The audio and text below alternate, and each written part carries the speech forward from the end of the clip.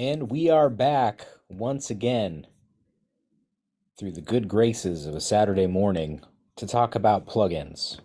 Plugins that I use in my Yurt when I mix from here, gaining power from Ryobi batteries or a 100-watt solar panel, needing to conserve energy while simultaneously pump that mix up. So these are plugins from all manufacturers that I have acquired that I use regularly when I need to preserve resources, be that CPU usage within the laptop, be that battery usage, vis-a-vis not having to have my Apollo twin plugged in or my UAD satellite plugged in. This includes not having to be tapped into a wireless network from a hotspot on my phone using licensing resources, because some, like Oxford drum gate, requires you to be connected to the internet long enough to validate the license. And then if you disconnect at any time, the plugin disappears from your plugin chain. Kind of lame. Like, you have to be online to use it. So when I can't use things like that, or I need to use things like that sparingly, I have plugins that I go to that are not in the UAD realm, that are not in this other world, that help me get my job done. So previously, we've talked about equalization, 5 EQs I use a lot. We talked about 5 compressor or compression style dynamics plugins I use a lot. In the last video, I think we talked about something like, it was like 8. I think 5 reverbs and 3 delays that I use a lot. And so I've done some back and forth. What did I want to get to with this one? Do I want to try and fit everything in one last video, or do I want to parse it out between a few? Because we're getting kind of in hodgepodge territory. Not that saturations and tape and more like coloring plugins aren't useful. I just wouldn't necessarily give 5 coloring plugins I use. Like, I wouldn't give them that space. But against my better judgment, I think that's actually what I'm going to do, because I think there are still enough plugins to share that are relative to each of those categories to kind of be concise but useful to you. So let me load up the Pro Tools rig once more, and I'm just going to go kind of, free association as I do. I know there's no way you could recognize this because it's so flawless and tight, but I'm not working off a script. I'm just pretending there's actually someone on the other end of this Zoom call that I'm talking to who's actually interested in what I have to say. It's the only way I can get through this stuff in good conscience and feel like I'm able to have a dialogue that feels natural, and I'm not a cue card guy when I don't have to be. And in my Yurt, I don't have to be. So here we go. We're looking at Pro Tools rig right now. So again, this is somewhat carte blanche. I'm a little hesitant to go too hard in any one direction right now, but I'll give you, let's just say, a top 5, and I'm going to stay specifically in the harmonic realm, or the harmonic subsection of my Pro Tools insert options and plugin options, okay? So in harmonics, the things I am most inclined to use, that I use regularly for that application or something like it, are as follows. If you're noticing a trend here, Sound Toys has something in almost every category at this point. Why? They're the best in the industry for really, like, the attention to detail with their plugins is insane. The quality control is insane. The quality of the sound itself, their plugins have such a specific style, but it's so sweet and consistent from one type of plugin to the next. I mean, so much so, and maybe I'll bring that up too. So you're familiar with Sound Toys, right? As far as, I mean, I've shown you a few. I showed you the CQ. I've shown you the Echo Boy, and now I'm showing you Decapitator, which is a wonderful harmonics and kind of like masher mixer coloring plugin that kind of functions like a preamp and a compressor and a distortion pedal at the same time. But so one of the things that makes Sound Toys, the way I describe that all of their things sound so musical, and it's like yes, they do very different things, but they also sound great with each other. A Soundtoys plugin after a Soundtoys EQ, after a Soundtoys compressor, after a Soundtoys reverb, after a delay, whatever. Well, one of the things they include with Soundtoys is effects rack. And because they know how good their business is, and because they know you're going to want to use multiple instances of a plugin from that company, possibly in one insert chain, they made a plugin so you can just stack their effects as you see fit and make these really wild, brilliant, inventive custom chains that only use one insert. And you could have, I mean, I don't even know, you could probably have enough dragged into an effects rack that you bog your system down, because some of them do feel a little more processor intensive. But for how deep you can go and how good it sounds, it's the type of plugin where you're like, if I have to allocate a little more resource, I'm going to, because how am I going to do better than the Soundtoys sound? You know, it's just kind of what it is. But anyway, so getting back to the meat and potatoes of things, I was going to show you the Decapitator. So the Decapitator by Soundtoys, true to its name, really does cut the head off of your sound source, and can really flip things over. There are different styles, which, as I understand it, are maybe like different like diodes or triodes or something. They're different configurations of what would be what this is emulating, that have a direct impact on the type of harmonic response that you get. I use the N and the E settings. Again, they do equate directly to physical hardware, like, and I know that. I'm just not that guy that's going to rattle that off for you right now, because if you're like me, you don't really care. You just want to know what it sounds like. So that's what those do. I need to go stoke the wood stove, so I'm taking you with me here real quick. As far as its Decapitator goes in function, like the user interface, obviously really clean, really easy to figure out what's going on here. Drive, how hot you're pushing that signal in order to get the response, the saturation, the harmonics that you're looking for. A low cut, because sometimes there's too much. Thump, because sometimes there's not enough. Tone, when you really crank this thing, you'll find that oftentimes things get kind of brittle and crackly as things are breaking up, and you're providing more energy to the upper harmonic space through the harmonics you're adding. So the tone is great because you can really, it gets to a point of being brittle, and then you can dial back the brightness towards darkness, and it really shifts the way that's going to fit in your mix. Sorry, 2 seconds. So beautiful. High cut, again, in a similar path, but through different means. An opportunity to even shave off more of those frequencies you don't need from the top end. Your output by default is automatically gain compensating, because you're inclined to bring up the signal a lot. That will help you get back to stasis and make sure you're not hitting your master bus too hard. Pretty helpful. Then 2 more things worth noting on this. Punish is just like another overdrive circuit on top of your drive that'll really like break up your signal in a beautiful way. And then mix, so you have a wet dry option too. What else is there to say? Everyone uses Decapitator. Decapitator on your drums to fatten up a snare. Decapitator on a vocal because you want it to scream. Decapitator on guitar because it just needs something different in the mid-range. Like, the applications for this are nuts, and everything sounds good. It's very musical. So I'll leave that where it is as far as harmonics go with Decapitator. The next one I'm going to move on to, though, which I've had a lot of fun with, is also in the same product line. Again, Soundtoys kills, and Soundtoys doesn't have to be connected to the internet. Soundtoys does not require me to have a UAD. You know, it's native. It doesn't require any post-processing from other things. So a lot of love for Soundtoys. Radiator and little radiator, simple as it gets. I think it's modeling in like an old preamp circuit of some nature, or an old desk. Maybe it was even like for radio, but they found it had a cool sound for, you know, music applications, and it lived its new half-life in that place. But little radiator, just heat.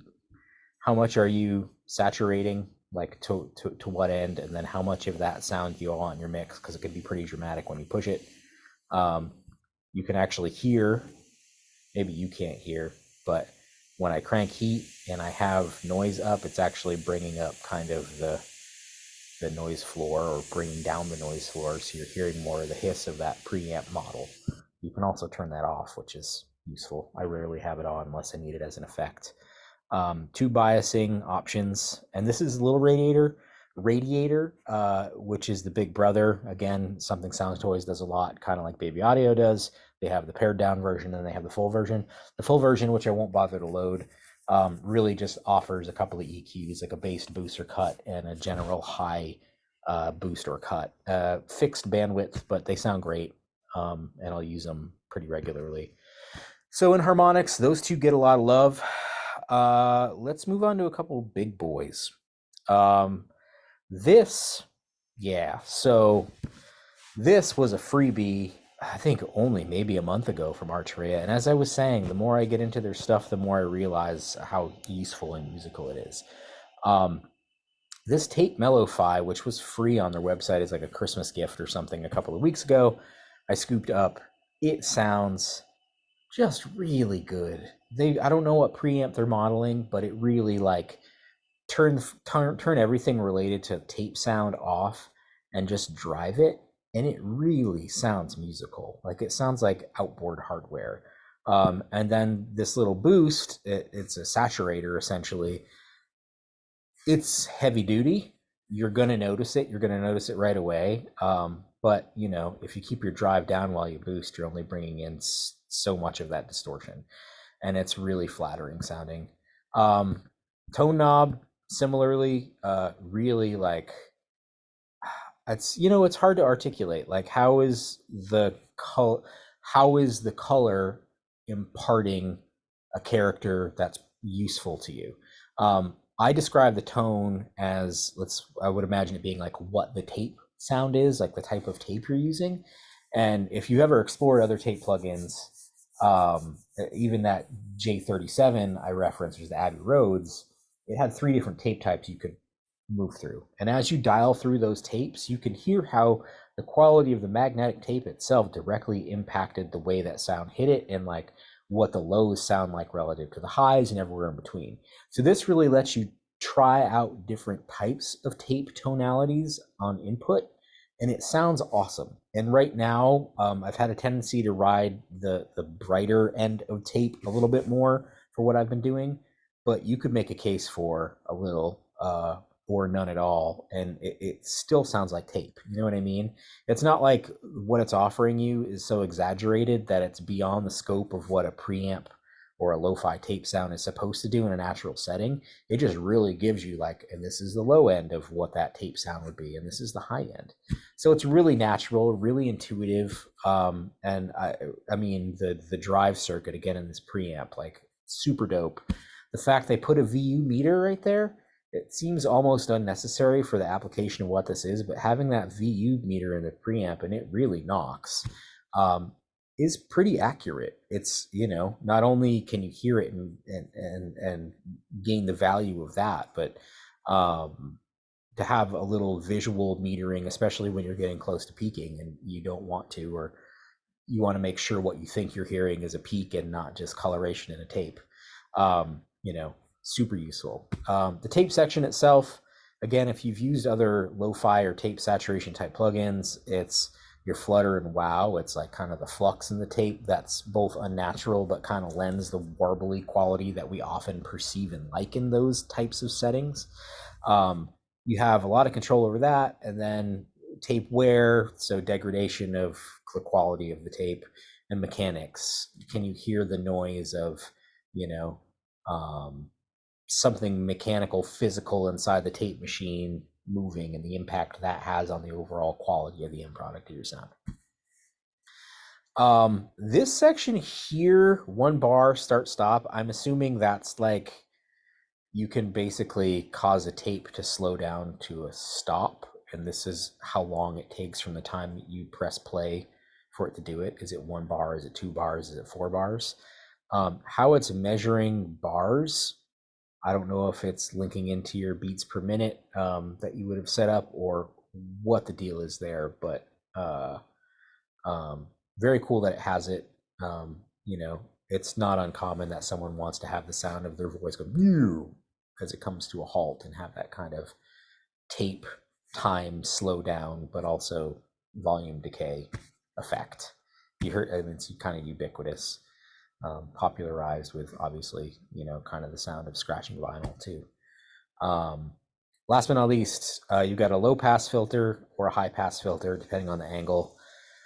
This is really cool. It's not something I necessarily would have thought of, I guess, if I was designing a plugin, like to have that kind of filter. But when I think about if I have tape mellow-fi on my master bus and it's after ozone, it's after any limiting or before any limiting, but after ozone or whatever kind of my final stage stuff is, that filter is both really sweet and is a kind of an interesting way to dictate kind of the overall final product. And there's something I really like about the idea of, you know, the first step when I'm mixing audio is I'm putting a high pass or a low pass filter on as an EQ on the source at the very start of a mix across all my things, across every instance of a track, every guitar, every bus, whatever. So the idea of like the last thing before my like master limiter when it's printed through is one more low pass or high pass filter that kind of has that final, you know, little nesting place. It's just really musical, and I have found I've used it. It's been very few instances where I've left it flat because I'm like, you know what? When all is said and done, I've added so much low end energy to the signal that I'm going to put a high pass and get rid of just a little bit of it. Or at this point in the game, I rode the tone so hard that the end result was a little crackly. I'm actually going to, you know, throw a low pass on and get rid of everything above whatever 10K. It's just really, it's a nice artful touch. So can't stress this enough as a real both tone shaper, but also way to add some nuance and flavor and just kind of help a track stand out a little bit. Tape Mellow 5 at Arteria really fit the bill. Super impressed, as I've said, with the company. I'm still getting to know them because I don't own that many pieces from their product line, but I've been super impressed with everything I have used. All right, a couple more here, and then I think we'll wrap it up. I do have to give a plug for Lo-Fi. Everyone does. It comes with your Pro Tools. I mean, but I feel like people don't give it its due for how quickly and elegantly it can create a solution to a problem. When I use Lo-Fi, it's because I have a vocal and I just need to give it a little more chew, to a little more separation in the mix, or I need to help it poke out, or a guitar that I need to poke out, or a bass that I need to poke out, or, you know, and. That's really what it's great at. It's degradation, but it adds a color and like a grittiness. And I don't know if it's by like playing with the bit depth of the source or whatever it is, but it's really effective. And the two knobs I use almost exclusively, I rarely touch anything up here in the quantization area. Distortion and saturation. They function differently when you apply them to a sound, but you could imagine them doing what they're supposed to do just in a really dramatic way. And what's wild to me, and again, you know, if I wanted to be studious and actually understand what they did, I could go read the user manual. But I'll tell you, I've worked with enough people who just treat it this simply, and I don't have time to read today, at least that inane content. So I'm telling you, distortion and saturation, even if you get the distortion to 0.2, oftentimes that has done what you need it to. And much the same with saturation. You know, I think it's extremely rare cases that either of these will even hit 0.5 in terms of how much of this effect I'm adding in to create that quality. It just works and it's simple. It doesn't take long to set up. It's not my it's not my everyday. It's more of like a problem solver. It's not like I use it to create an overall patina over something. I wouldn't describe it as flowery or, you know, full bodied or whatever. But yeah, I feel like the vocals could pop out a little more. Dink dink. Great. That was what I needed. Move on. So lo-fi, been around forever, usually free with Pro Tools, still doing what it's supposed to do. Harmonics. I'll do one last one, and I'm actually going to go with another stock one. Um, it gets talked about a lot, and for good reason. It is one of those stock plugins that has always worked and always will work. When they designed this, they thought about it. Um, and even though the controls really look like they're geared towards, a preamp for an electric guitar, you can use this on any damn source you want, and to great effect, generally speaking. Only two EQ bands, but they're really wide and they work quite well. You'll be amazed at how different a buzz, adding punch versus crunch versus drive versus buzz to your signal is, and the kinds of creations you can come up with based on the blend you're looking for. Um, you'll be amazed at how hot this preamp is and how you almost never have to use it because it comes in kind of at a good signal, at least as far as I'm aware. I feel like oftentimes this is the type of plugin that even on electric guitar sometimes I'll just put it on the plugin and it running through it with the current settings that it's like stasis state. It's like, yep, that's what I needed. Maybe it's even a little hot. I'll pull back on the level and move on. But this Tech21 SansAmp plugin, again, stock, I think, with Pro Tools at this point, kicks butt. It's been around for many iterations of Pro Tools, and I'm sure it'll be around for many iterations to come. It just really, it does what it's supposed to, and adds all kinds of grunge grit character. Or in the case, you could really dial back crunch and buzz and push punch. And under no uncertain terms, I mean, you try putting a bass bus through it and ride that punch and tell me what happens. Ride the punch, ride the lows, pull back on the highs a little bit. It punches. It really reacts like a very transparent, but also, lively preamp. That is interesting for all kinds of sources. I mean, you could definitely throw this on a vocal bus as like an effects bus alongside your lead vocal to great effect. I've definitely done that on more than a few occasions. So that's another $5 in the bank for us, guys. Guys, girls, human beings of all natures, types, and persuasions. I don't mean to be derogatory. So next round is kind of the finishing move. Any last plugins, any last ideas, and just things I feel like are worth mentioning that haven't fit conveniently into those 4 categories I've trod through. We'll do a little wrap up.